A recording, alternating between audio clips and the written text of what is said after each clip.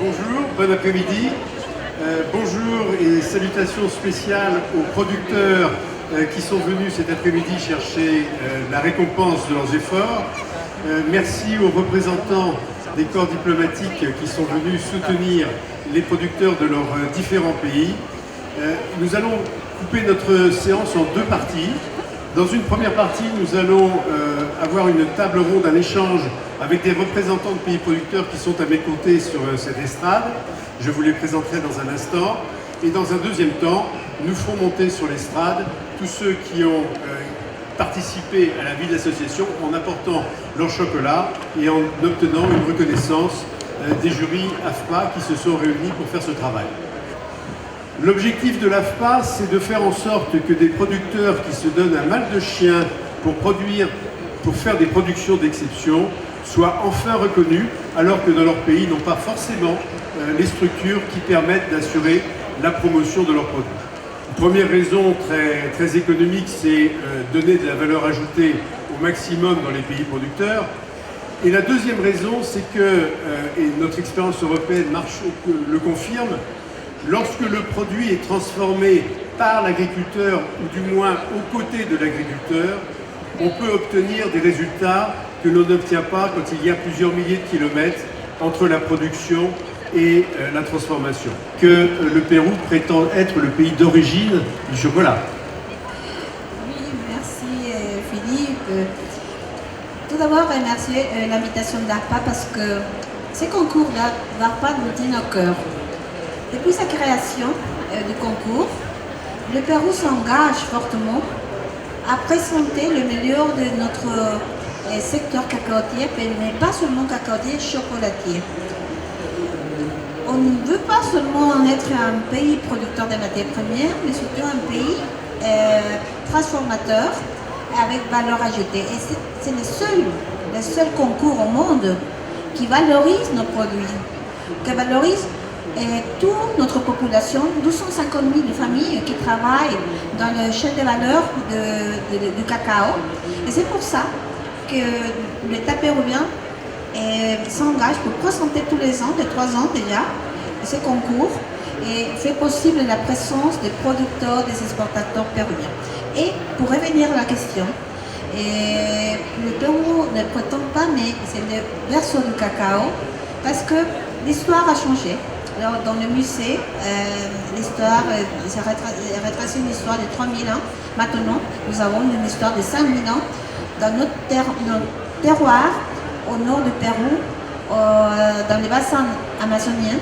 C'est là qu'on a commencé la culture des cacao. Merci Viviane d'être venue avec tes excellentes productions. Merci. Est-ce que tu peux nous raconter un peu l'histoire de ton entrée dans le chocolat et ce que tu fais actuellement en Côte d'Ivoire?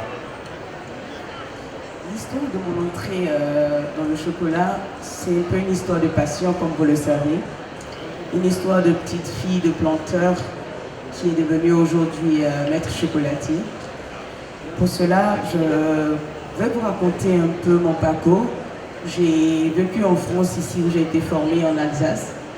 Après, je suis allée en Italie pour le B2Bar. Et après tout ça, je suis retournée à ma terre natale.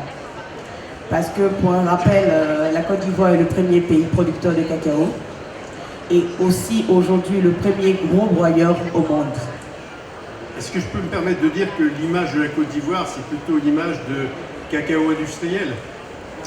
C'était, je rectifie. Tu t'emploies à changer cette image?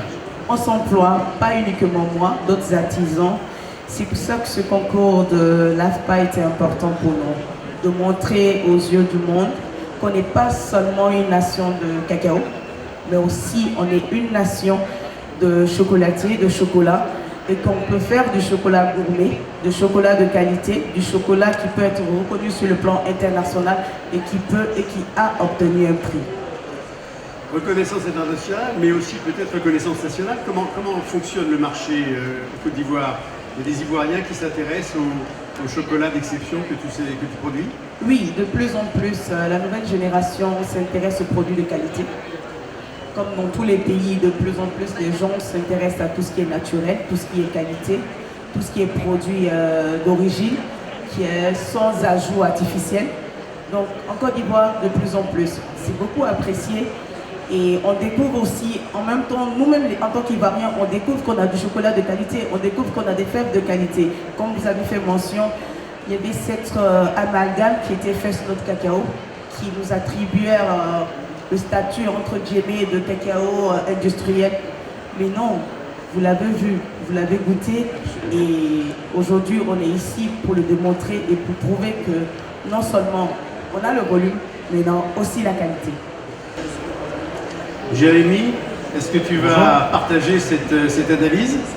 Parle-nous un peu de ton entreprise à Sao Tomé. Située à Sao Tomé, Sao Tomé Principe, l'île du cacao comme elle s'appelle, donc ancienne colonisation portugaise.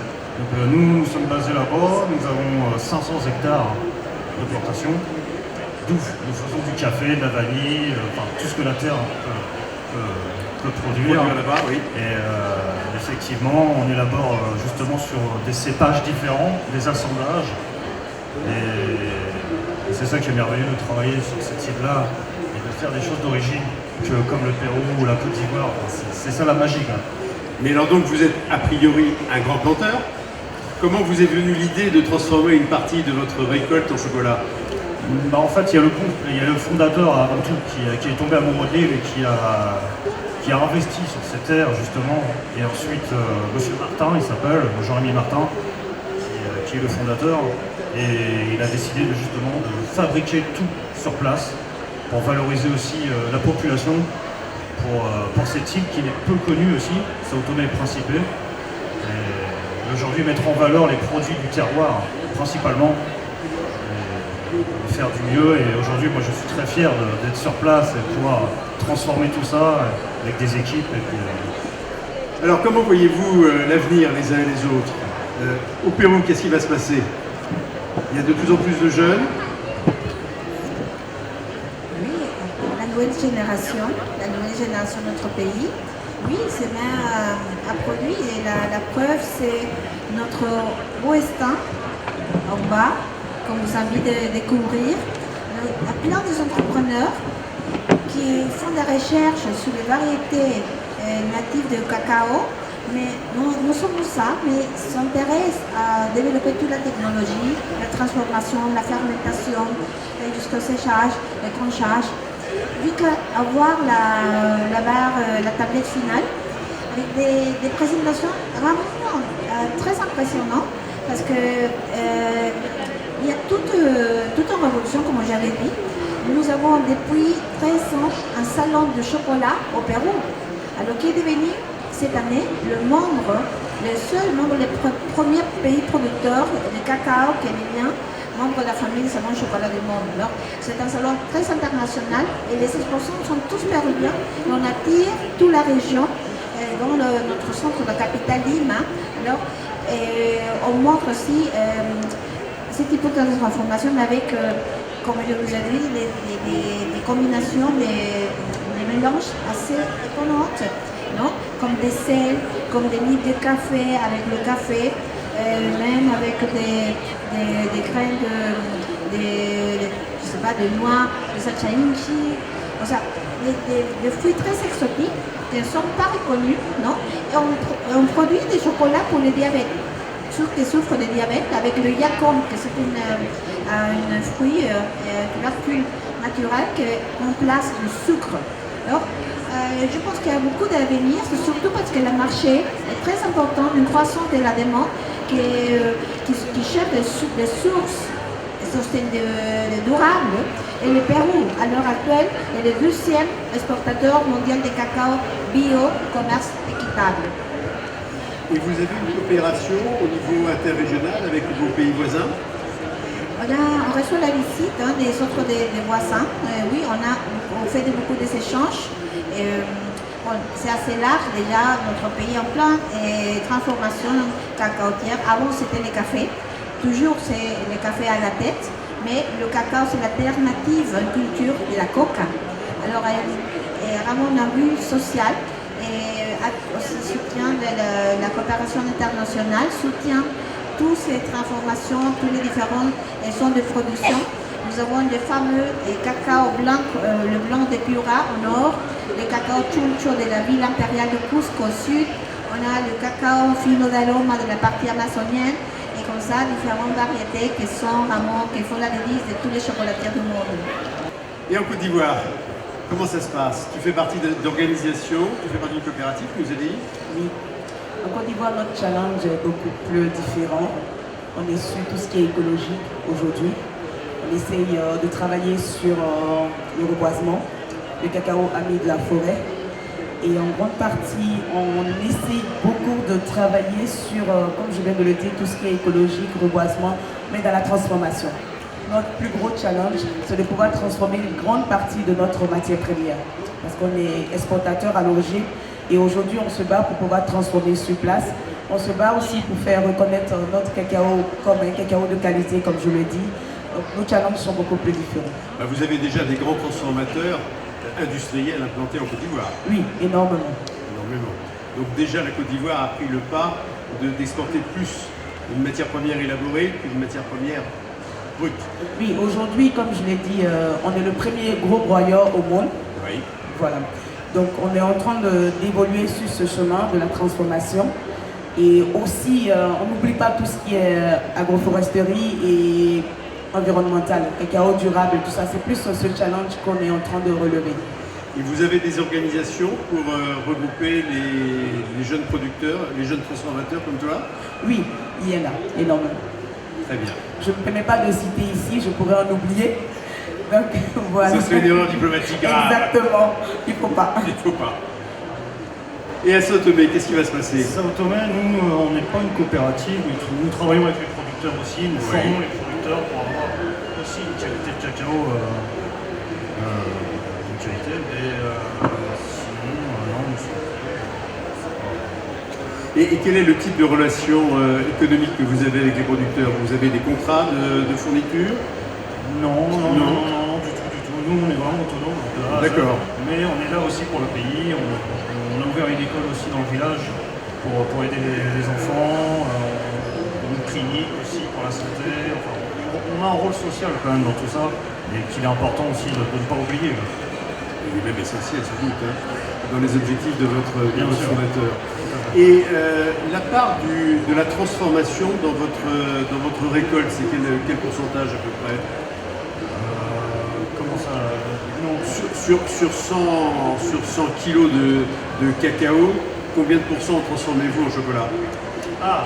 Moi je transforme juste 150 tonnes par an en chocolat. Et nous exportons aussi des fèves de cacao directement. J'espère pour vous, parce que oui, bien sûr. Il faut faire vivre tout ça. C'est pour ça que nous travaillons avec les producteurs aussi, pour avoir plus de quantité, et puis que tout le monde aussi nous donne de l'emploi aussi. Il faut valoriser encore la population pour les aider aussi à travailler et économiquement à les faire travailler. Alors je prétendais tout à l'heure, et je vais chercher la confirmation ou l'affirmation auprès de vous, que la transformation du cacao sur place auprès des producteurs de cacao permet d'améliorer la matière première. Est-ce que vous confirmez? Est-ce que vous affirmez? Bien sûr, tout à fait. Parce que les gens qui achètent des fèves de cacao directement d'importation, ils ne peuvent pas contrôler la qualité. Il y a quand même des queues de tests à faire. Que nous, on a tout directement sur place. Et on peut choisir, voir les fermentations, les séchages, chaque étape de transformation est vraiment très très importante. Parce que derrière cette tablette, il y a quand même beaucoup de travail, beaucoup de personnes qui travaillent en amont. Et il faut le dire aussi qu'on n'est pas tout seul. Et le fait d'avoir directement le fruit et de passer à une tablette, quand on travaille avec des gens depuis des décennies qui récoltent du cacao mais qui ne récoltent pas de chocolat, aujourd'hui on leur apporte le chocolat, la boucle est bouclée. Et c'est ça qui est extraordinaire. J'ai découvert exactement la même chose avec le café. Le café, il y avait des productions industrielles dans tous les pays que nous parlons, mais les producteurs de café n'avaient jamais bu leur café. Exactement ça. Et à Sao Tomé, nous avons vu ça, et la première chose que nous avons fait, c'est donner une tablette à chacun, chaque semaine, et de voir dans leurs yeux le sourire. Il y a quand même, humainement, c'est quand même important. Ça devient noble. Voilà. Tout d'un coup, ça devient noble. Exactement. Tu confirmes la même chose en Côte d'Ivoire? Oui, je confirme. Parce que, en fait, à l'origine, quand c'est différent, quand ce n'est pas des chocolatiers qui sont sur le continent qui transforment, les enjeux sont différents.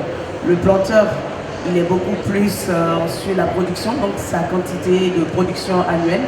Le convoyeur, c'est plutôt sur le calibre des fèves et comment transporter. Le chocolatier ici en France, il est plus sur la qualité sensorielle et autres. Mais comme il l'a dit, quand on est sur place, on a su toute la chaîne de valeur. Donc on a un impact différent. On peut conseiller différemment le planteur parce que là, on transforme. Et puis par rapport à revenir à ce qu'il disait, de plus en plus aujourd'hui, on fait pas mal d'activités pour pouvoir apporter le chocolat dans les plus petits pays, dans les plus petites villes.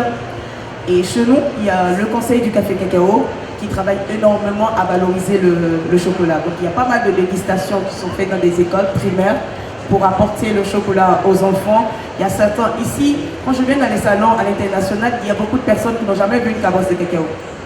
Malheureusement, dans les pays africains, il y a certains qui n'ont pas encore eu l'occasion de goûter une tablette de chocolat. Et on travaille énormément. Je reviens là-dessus sur ce point. Je félicite le conseil pour ça, qui travaille d'arrache-pied, qui va dans des zones reculées pour permettre à ces enfants-là, généralement de planteurs, de pouvoir goûter du chocolat. Et ça, c'est important. Est-ce que tu peux te présenter en 2 mots? Bonjour, je m'appelle Pascal Adeline, j'ai passé 35 ans dans le chocolat dans une grosse multinationale qui s'appelle Nestlé comme responsable du cacao et ayant pris mon envol depuis quelques années, je suis ravie de faire partie de l'AFPA pour ce cacao et notamment pour mettre en valeur toutes ces belles choses qui sont faites à l'origine. C'est quelque chose de très différent pour moi de ce que je faisais dans mon passé et je découvre un monde extrêmement riche et un travail insoupçonné des industriels d'ailleurs, avec une vraie mise en valeur de la fève et du travail sur place. Emmanuel? Bonjour, Emmanuelle de Borga. Je suis très heureuse, honorée d'être la présidente du jury gastronomique du concours du chocolat élaboré à l'origine, ce qui permet en fait ce concours une évaluation de la qualité suivant les critères de l'aspect visuel, la texture, les saveurs, les arômes et le goût évidemment. Alors moi je ne suis pas chocolatière, je ne fais pas du chocolat, je le mange et maintenant je le déguste parce que depuis 20 ans je fais partie du club des croqueurs de chocolat où je déguste du chocolat. Donc je suis ravie de participer à cette aventure du concours du chocolat élaboré à l'origine. Nous sommes ravis de t'y accueillir. Chloé nous a rejoint et va nous rejoindre encore plus. Oui. Je ne sais même pas en quelle langue il faut parler parce que l'audience est tellement internationale et ça me fait de la peine que peut-être la moitié ne comprenne pas, mais je vais faire de mon mieux en français en espérant que le message passe. Donc je m'appelle Chloé Doucet-Roussel et je n'ai jamais suivi de cours de chocolat, mais comme passionnée, autodidacte, curieuse et travailleuse et voyageuse, j'ai nourri mon palais et dans les années 97, je crois, j'ai donné les premiers cours de dégustation de chocolat en France, un peu à l'image de l'œnologie. Et depuis, je me suis spécialisée dans le chocolat fabriqué à partir des fèves d'exception, en général avec 3 ingrédients, c'est le mouvement qu'on appelle le mouvement Bean to Bar ou Craft Chocolate dans d'autres pays. Et je suis présidente ou jury dans plusieurs concours depuis 20 ans, dans le chocolat dans différents pays. Et depuis à peu près 15 ans, je me spécialise dans le consulting et l'éducation dans tout ce qui est chocolat et cacao de qualité, accompagner les gens qui veulent lancer une marque de chocolat de qualité de A à Z, mais aussi les producteurs de cacao qui ont besoin de découvrir cet univers où il y a pour eux tout un potentiel pour valoriser leurs produits, éventuellement changer la génétique, le travail de post-récolte et comme certains, fabriquer leur propre chocolat. C'est tout un monde qui a évolué, quelle génétique est plantée, comment on fermente, comment on sèche. Et comme le disait tout à l'heure Madame de Prompérou, il n'y a même plus besoin de penser à l'exportation. Il y a 10 ans, tous les pays voulaient gonfler leurs statistiques de volume de cacao exporté sans parler de qualité. C'était des pays transformateurs, éventuellement de beurre de cacao, liqueur et poudre de cacao, pas de chocolat. Et ce sont maintenant beaucoup de pays producteurs qui ont leur collection de marques de chocolat qui font des produits extraordinaires, qui valorisent non seulement les cacaos qu'ils ont des génétiques anciennes, souvent qu'ils retrouvent, mais aussi tous les ingrédients de leur pays qui sont dans les tablettes avec des inclusions.